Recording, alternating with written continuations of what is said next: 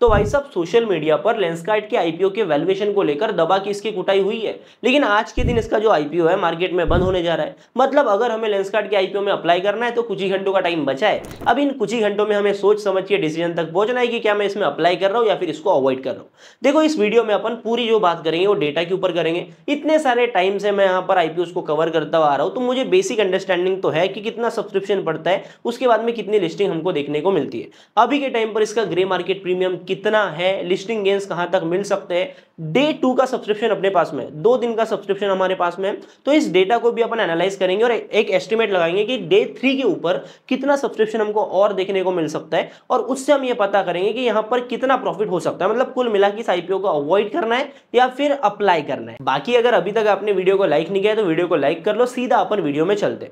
देखो सबसे पहली बात, आईपीओ का जो इशू साइज था वो 7,278 करोड़ रुपए का था। यहां पर फ्रेश इशू था, ओएफएस था, मैं उसके ऊपर जाऊंगा नहीं, हम बेसिक बात करेंगे, जो इंपॉर्टेंट बात है वही करने वाले हैं। देखो अभी के टाइम पर 2 दिनों के अंदर ये जो कोटा है ये ऑलरेडी सब्सक्राइब हो चुका है। मतलब आप ये समझ लो कि आप कितना भी कुछ कर लो, मतलब आप वैल्यूएशन को लेकर कितना भी बोल लो, यहां पर जो ओएफएस हुआ है, जो प्रमोटर्स ने ऑफर फॉर सेल किया है, वो शेयर जो है ऑलरेडी बिक चुके हैं। मतलब कहीं ना कहीं जो कंपनी के प्रमोटर्स है, अगर आपको लगता है कि ये पैसे बनाने वाले थे तो इन्होंने ऑलरेडी बना लिया। अभी आपको बेसिक अंडरस्टैंडिंग ये होना चाहिए कि कोई भी कंपनी जब मार्केट में अपना आईपीओ लेकर के आती है और उस पर्टिकुलर प्राइस के ऊपर अगर उसकी डिमांड आ जाती है, लोग खरीदने को तैयार है, या फिर अगर डिमांड ज्यादा है सप्लाई के कंपेयर में, तो वो चीज जो है ना डेफिनेटली बिकेंगी, और हो सकता है कि वो महंगे भाव पर भी बिकेंगी। अभी एक्चुअल में डिमांड कितनी आ रही है वो अपन समझते हैं। सबसे पहले हमें समझना पड़ेगा क्यूआईबी सब्सक्रिप्शन। अब देखो क्यूआईबी होता क्या है, मैं पहले आपको वो समझा देता हूँ। क्यूआईबी होते हैं क्वालिफाइड इंस्टीट्यूशनल बायर्स।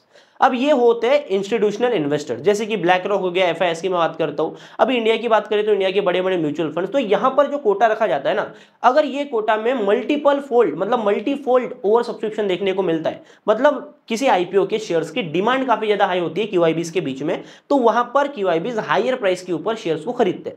क्योंकि आपको इतना तो पता है, रिटेल इन्वेस्टर जो होते हैं ना, हम तुम जैसे जो 15,000 रुपए लगाकर यहाँ पर किसी आईपीओ में अप्लाई करते हैं, उनका बेसिक ये होता है कि मैक्सिमम जो रिटेल इन्वेस्टर्स होते हैं वो लिस्टिंग वाले दिन अपने शेयर्स को बेचकर निकल जाते हैं, मतलब वो प्रॉफिट को बुक कर लेते हैं। कुल मिलाकर आपको ये समझना पड़ेगा, क्यूआईबीज जो होते हैं वो बड़ा पैसा मार्केट में इन्वेस्ट करते हैं, और जो बड़े पैसे के अंदर किसी शेयर्स की डिमांड काफी ज्यादा हाई देखने को मिल रही है, मतलब क्यूआईबी सब्सक्रिप्शन काफी ज्यादा देखने को मिल रहा है, तो ये क्यूआईबी जो है वो हायर प्राइस के ऊपर शेयर्स की डिमांड करते हैं, और वहां पर हायर प्राइस के ऊपर शेयर ट्रेड होने लगते हैं, और इससे लिस्टिंग गेन इन्वेस्टर्स को मिलता है। बेसिकली रिटेल इन्वेस्टर्स को इसी से लिस्टिंग गेन मिलता है। देखो यहां पर अपन बात करते हैं, इस वाले आईपीओ में जो क्यूआईबी कोटा है ना वो 75% का रखा गया था। एचएनआईस की बात करते हैं, हाई नेटवर्थ इंडिविजुअल्स की, तो यहां पर 15% का कोटा था, और जो रिटेल कोटा जो था ना वो मात्र 10% का। देखो किसी भी कंपनी में जहां पर रिटेल पार्टिसिपेशन काफी ज्यादा कम होता है ना, वहां पर बेसिकली उसका फ्री फ्लोट मार्केट कैपिटलाइजेशन काफी ज्यादा कम होता है। फ्री फ्लोट मार्केट कैप मतलब जितने शेयर्स फ्रीली ट्रेडेबल होते हैं, वो जो मार्केट कैप है वो काफी ज्यादा कम होता है। अभी एक और आपको कंपोनेंट समझना पड़ेगा, जो क्यूआईबी पोर्शन होता है, मतलब ये 75% का जो पोर्शन है ना, यहां पर 2 पोर्शन होते हैं। पहला तो एक बेसिक क्यूआईबी कोटा होता है जिसे बोलते हैं अपन एक्स एंकर, ठीक है, और जो एक कोटा होता है वो होता है एंकर इन्वेस्टर्स का, ठीक है। अब यहाँ पर 2 कोटा होता है। देखो यहाँ पर बाइफर्केशन समझो, 75% का तो अपना क्यूआईबी कोटा है ओवरऑल। अभी यहाँ पर एंकर इन्वेस्टर्स के लिए 45% का रिजर्वेशन है ओवरऑल आईपीओ का, और जो 30% का रिजर्वेशन है ना, यहाँ पर ये 30% का रिजर्वेशन रहता है क्यूआईबीज के लिए, जो कि जनरली आईपीओ का टाइमलाइन जो ओपन होता है, जैसे कि 31 अक्टूबर से 4 नवंबर तक ये आईपीओ ओपन है, तो इस टाइमलाइन में जैसे रिटेल इन्वेस्टर अप्लाई करते हैं, वैसे में एक्स एंकर मतलब ओवरऑल जो क्यूआईबी होता है, एक्चुअल क्यूआईबी, वो यहाँ पर इन्वेस्ट करते हैं। लेकिन आप ये समझो, जो 45% का एंकर इन्वेस्टर का कोटा रहता है, यहाँ पर शेयर्स होते हैं लॉक इन, इसको बोलते हैं एंकर इन्वेस्टर्स का लॉक इन पीरियड। यहाँ पर शेयर्स लॉक इन होते हैं लगभग 3 महीने से 6 महीने के टाइम पीरियड तक शेयर्स को लॉक इन किया जाता है। मतलब ये जो 45% जो पोर्शन है ना, जो इस आईपीओ में बिका है, ये एक्चुअल में लिस्टिंग वाले दिन नहीं बिक सकता, ठीक है। तो इससे क्या होगा, फ्री फ्लोट मार्केट कैप और भी ज्यादा कम हो जाएगा। मतलब फ्री फ्लोट मार्केट कैप को इस तरीके से समझो, फ्रीली ट्रेडेबल शेयर्स की जो संख्या है वो और भी ज्यादा कम हो जाएगी। मतलब कुछ शेयर तो लॉक ही है, प्रमोटर्स के शेयर लॉक हो जाते हैं, साथ में एंकर्स के शेयर लॉक हो जाते हैं, तो यहाँ पर शेयर्स जो फ्रीली ट्रेडेबल है, जो सेल कर रहे हैं, वहां पर कम हो गया, और उसके कंपेयर में अगर डिमांड हाई होगी तो उसकी डिमांड बढ़ने की वजह से हायर प्राइस के ऊपर शेयर को डिमांड किया जाएगा, जिससे शेयर का प्राइस बढ़ता है, ठीक है। तो बेसिक अंडरस्टैंडिंग मार्केट की ये होती है, बेसिक अंडरस्टैंडिंग आईपीओस की ये होती है। इसीलिए काफी सारे महंगे महंगे कंपनीज मार्केट में आते हैं, तो वो हायर वैल्यूएशन के ऊपर लिस्ट भी हो जाते हैं, लिस्टिंग गेन भी देते हैं। लेकिन जब एंकर इन्वेस्टर्स का लॉक इन पीरियड खत्म होता है ना, तब वो शेयर्स गिरते हैं। देखो सोशल मीडिया पर क्या होता है, सोशल मीडिया पर कुछ नहीं होता है, सोशल मीडिया पर हवा होती है। काफी सारे लोग नॉर्मल जो लोग हैं, नॉर्मीज जो है, वो क्या करते हैं, 3-4 इन्फ्लुएंसर्स की वीडियो देख लिया उन्होंने, 2-4 चीजें सीख ली, वो खुद को ज्ञानी समझने लग जाते, 4 जगह जाके वही बातें बोल देते, लेकिन उनको 1 मिनट की रील में सारी चीजें पता होती नहीं है एक्चुअल में, ठीक है। तो वैल्यूएशन एक प्रॉब्लम है, मैटर है, लेकिन जो रिटेल इन्वेस्टर्स वैल्यूएशन को समझते हैं, अर्जेंसी को समझते हैं, आईपीओ को समझते हैं, आईपीओ को डिकोड करते हैं, वो पैसा बनाते हैं। तो मैं क्रांतिकारी इन्फ्लुएंसर नहीं हूं जो आपको मैं आईना मतलब चश्मे के अंदर से वो दिखाऊं, लेंस के अंदर से सच्चाई तो मैं दिखाता हूं, लेकिन प्रॉफिट भी तो बनाना है, ज्ञान पहन के कुछ नहीं होता सिर्फ, ठीक है। तो अभी अपन आ जाते हैं दूसरे दिन के सब्सक्रिप्शन के ऊपर। अभी मैं बात कर रहा था 45% का जो एंकर इन्वेस्टर्स के लिए पैसा रखा गया ना, यहां पर आपको एक बढ़िया चीज देखने को मिल रही है। मतलब आपको यह समझना है कि क्या डिमांड आ पा रही है या फिर नहीं। आप ये समझो 45% का जो एंकर इन्वेस्टर्स का कोटा है, जहां पर 3 महीने या फिर 6 महीने के लिए जो शेयर्स है वो लॉक इन होने वाले हैं, वहां पर 68,000 करोड़ की बीड ऑलरेडी आ चुकी है। मतलब आप समझो आईपीओ का 10 टाइम्स ओवर सब्सक्राइब हो चुका है इनका सिर्फ एंकर बुक। मतलब इन्वेस्टर्स अपने शेयर्स को 3-6 महीने के लिए लॉक करवाने के लिए तैयार है। मतलब कुल मिला के 10x का और सब्सक्रिप्शन है। मतलब जो एंकर इन्वेस्टर्स के लिए बिड चालू हो जाती है आईपीओ ओपन होने से पहले, वो फुल्ली सब्सक्राइब हो चुकी है। इवन ये जो एंकर इन्वेस्टर्स के लिए कोटा रखा गया था, उसके 20 टाइम्स भी ओवर सब्सक्राइब हो चुका है। इसका मतलब क्या मैं ये बोल रहा हूँ कि अप्लाई कर लो? नहीं भाई, समझो पहले डेटा को समझो पूरा, ठीक है। तो कुल मिला के हम ये समझ सकते हैं कि अभी के टाइम पर इस वाले आईपीओ में जो रिस्पॉन्स है काफी तगड़ा देखने को मिल रहा है। अब ये क्यों देखने को मिल रहा है ना, इसका रीजन मत पूछो मुझे, क्योंकि यहाँ पर मैं नहीं समझ सकता। मैंने 2 मिनट की एक रील भी बनाया था जिससे आपको बेसिक अंडरस्टैंडिंग मिले, तो हो सके तो इंस्टाग्राम पे जाना, वहां पर वो रील भी आप देख सकते हो, ठीक है। अभी आ जाते हैं क्यूआईबी के ऊपर। तो अभी के टाइम पर 2 दिन के सब्सक्रिप्शन की मैं बात करता हूं तो QIB Kota 1.64x over subscribe हो चुका है। इसका मतलब आप समझो 1.64x ओनली नहीं होता है, क्या होता है देखो, क्यूआईबी जो पैसा लगाते हैं ना आईपीओ में, वो पैसा लगता है इंटरेस्ट के ऊपर। अगर आप आईपीओस की बेसिक अंडरस्टैंडिंग रखते हो, आईपीओस को काफी टाइम से ट्रैक करते हो आते हो, तो यहां पर आपको पता है कि 1x का भी सब्सक्रिप्शन नहीं होता है डे 2 के एंड पर। एक्चुअल में जो क्यूआईबी का पैसा आता है ना, वो डे 3 के ऊपर आता है। ये क्यों होता है मैं आपको समझाता हूँ। देखो, ये पहला दिन हो गया, ये दूसरा दिन हो गया, ये तीसरा दिन हो गया। किसी भी आईपीओ में जो मेजर पैसा लगता है वो तीसरे दिन लगता है, क्योंकि ये 2 दिन पैसे फंसा के काई को रखोगे भाई तो आप, क्योंकि क्यूआईबी का जो पैसा लगता है ना, उसके ऊपर इंटरेस्ट लगता है, वो पैसे की अपॉर्चुनिटी कॉस्ट होती है, ठीक है। तो इसीलिए पैसा डे 3 के ऊपर लगता है। मतलब कुल मिला के 1.64x का और सब्सक्रिप्शन आ गया है 2 दिन के अंदर में। मतलब तीसरे दिन भी यहाँ पर बढ़िया रिस्पांस हमको देखने को मिलेगा। बेसिक हमको ये समझना पड़ेगा।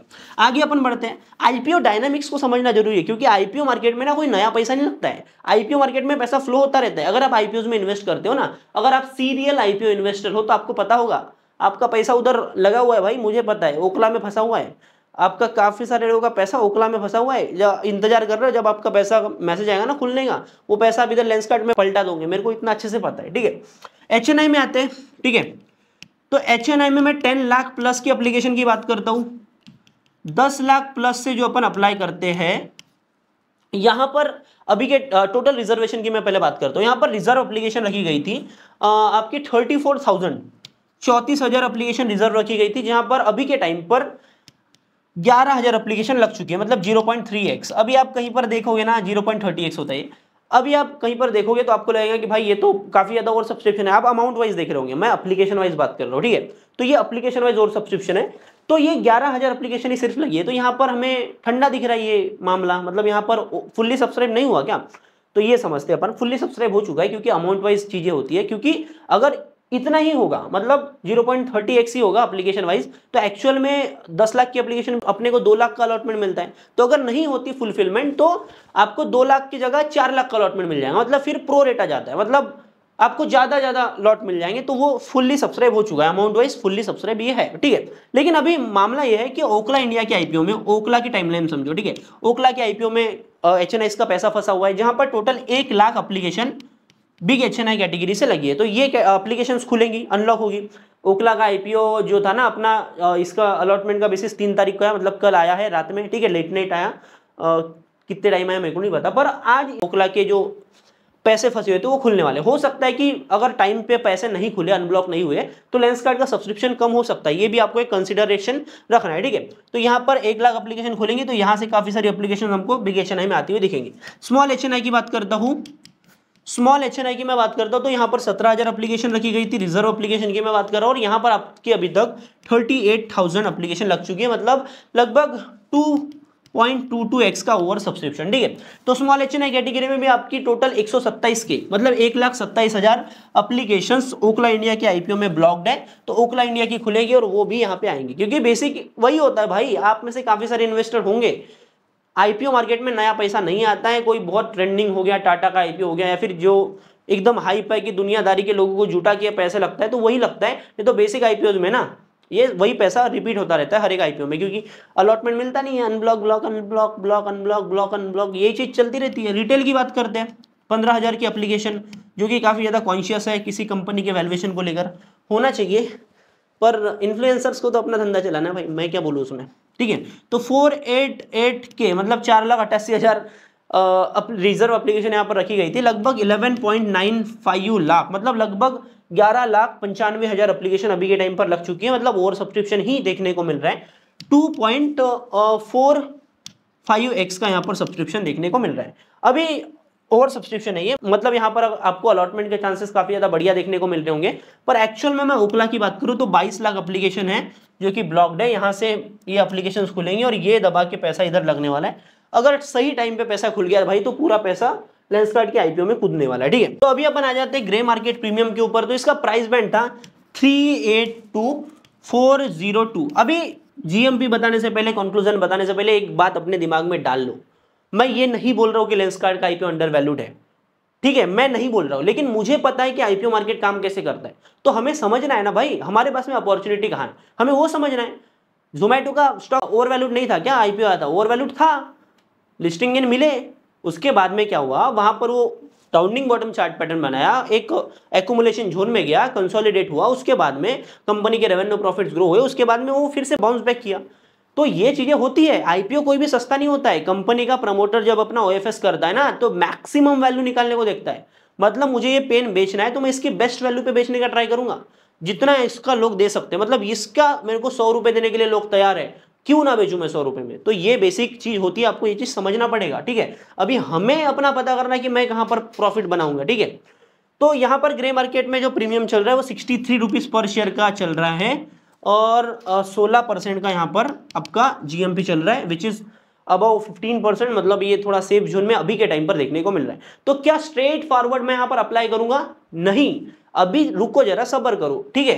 3 बजे तक आपका QIB का सब्सक्रिप्शन क्लियर हो जाता है, आपको अप्लाई करने के लिए सेफ हैंड्स रहते हैं 4 बजे तक। तो 3 बजे मैं अपडेट कर दूंगा ना भाई QIB का सब्सक्रिप्शन, HNI का भी अपडेट कर दूंगा आपको, क्या बोलते हैं उसको, एप्लीकेशन वाइज सब्सक्रिप्शन। डिस्क्रिप्शन में टेलीग्राम चैनल का लिंक है, उसको ज्वाइन कर लो। अपन 3 बजे के बाद में अप्लाई करना स्टार्ट करेंगे, ठीक है। अगर दिखता है कि QIB ने दबा के पैसा लगाया, क्योंकि एकमात्र फॉर्मूला है, एक सीट है QIB की बड़े पैसे वाली, यहाँ पर 50 लोग लड़ाई कर रहे हैं, तो भाई यहाँ पर 50 में से एक को ही मिलेगा ना। जो 49 लोग बचे हैं ये तो भाई लिस्टिंग वाले दिन कूदेंगे कि भाई मैं 5 रुपए ज्यादा दे दूंगा, मेरे को शेयर दे दो। तो ऐसे ही शेयर का प्राइस बढ़ता है ना, अगर हायर प्राइस के ऊपर, हायर वैल्यू के ऊपर शेयर की डिमांड होती है तो शेयर का प्राइस बढ़ता है। कुल मिला के क्या मैं ये बोल रहा हूँ कि एकदम से अप्लाई कर देना, इसमें नहीं, 3 बजे का वेट करो, मामला देखो, सब्सक्रिप्शन देखो, सब्सक्रिप्शन तगड़ा आया तो लिस्टिंग गेन ले लेंगे अपन। बाकी लिस्टिंग गेन का फॉर्मूला एक ही होता है, लिस्टिंग डे वाले दिन बेचने का, ठीक है।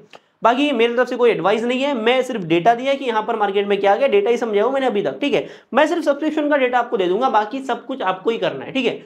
3 बजे मैं दे दूंगा, डिस्क्रिप्शन में टेलीग्राम चैनल का लिंक है। बाकी ऐसी आईपीओ मार्केट से रिलेटेड वैल्यूएबल इन्फॉर्मेशन चाहिए, आईपीओ से पैसा बनाना है तो सारी चीजों को सीखना जरूरी है, उसमें आपकी हेल्प मैं ही कर दूंगा। तो चैनल को सब्सक्राइब कर लो, बेल आइकन को ऑल पे सेट कर लो, और वीडियो अच्छा लगा तो लाइक कर लेना। मैं मिलता हूं आपसे अगले नए वीडियो में, तब तक के लिए बाय बाय, टाटा, जय हिंद, जय भारत।